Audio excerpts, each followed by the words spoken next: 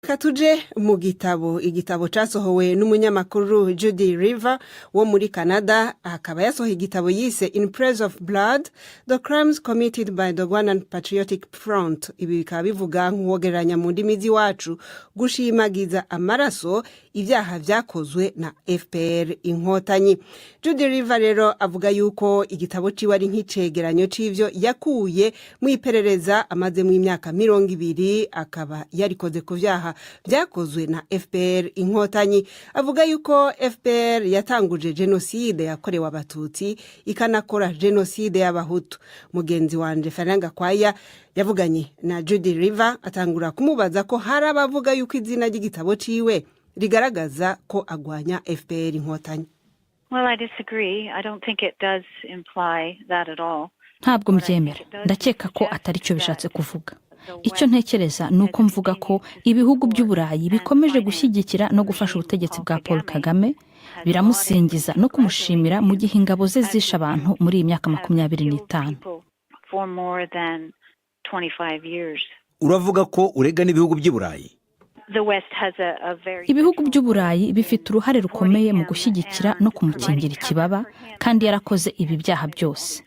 Ibyo bihugu byahumirije amaso mu gihe yari arimo gukora ibyo byaha, mu gihe ingabo ze zakoraga ibyo byaha, kandi byahishe ibimenyetso byinshi.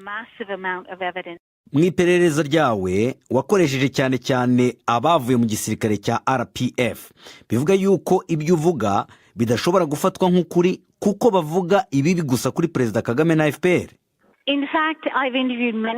Nibyo koko, nabajije abahoze mu gisirikare, nabajije abahohotewe benshi muri iyi myaka 25, kandi nageze no ku nyandiko z'ibanga za Loni. Urumva ko mfite ibice bitatu by'ubuhamya. Ntabwo ari abahoze ari abasirikare ba FPR gusa. Ese wigeze ubaza Perezida Kagame cyangwa FPR? Hoya, ndakeka ko Bwana Kagame atari kwemera gusubiza ibibazo byanjye. Ariko icyo yagombye kuba arimo gukora ni ukuba ari imbere y'urukiko kubera ko yayoboye ubwo butegetsi. Ubu akaba ari umukuru w'umuryango w'ubumwe bwa Afurika kandi ni umujenosideri. Uravuga ko ari umujenosideri, ariko nta rukiko yaba urwo mu Rwanda cyangwa se urwo mu mahanga rwari rwabimwemeza? Jenoside yakorewe abatutsi yemejwe mbere yuko yemezwa n'urukiko mpuzamahanga rwashyiriweho u Rwanda. Ibyo ni ukuri.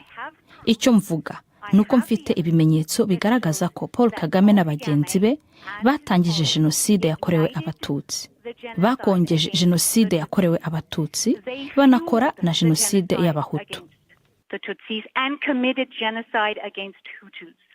Hari abantu bavuga ko ibyo uvuga bitagomba kwemerwa kubera yuko bivuguruzanya n'ibyatangajwe n'akanama kigenga k'u Rwanda mu mwaka wa 2008 kemeje ko indege ya Habyarimana yahanuwe n'ingabo za leta yari iriho icyo gihe. Wowe uravuga yuko FPR yayihanuye? Nta kanama kigenga kabaye mu Rwanda. Reka mbivuge neza.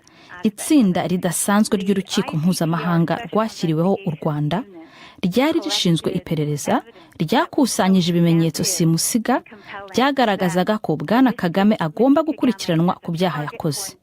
Kakusanyije ibimenyetso byerekana ko yayoboye inama yateguye kwica Perezida Habyarimana. Nyuma ategura itsinda rikoresha ibisasu bya misile byo kwica Habyarimana. Igisasu cyarashwe n'abasirikare ba FPR. Ariko ibyo leta y'u Rwanda irabihakana. Nibyo, irabihakana. Hari kandi n'iperereza ry'Ubufaransa. Ibyemejwe na Jean-Louis Bourgier mu 2006 nabyo niko byavuze. Twagerageje kandi kugira ngo twumve ico leta y'u Rwanda ivuga kuri iki gitabo ca Judy River, ariko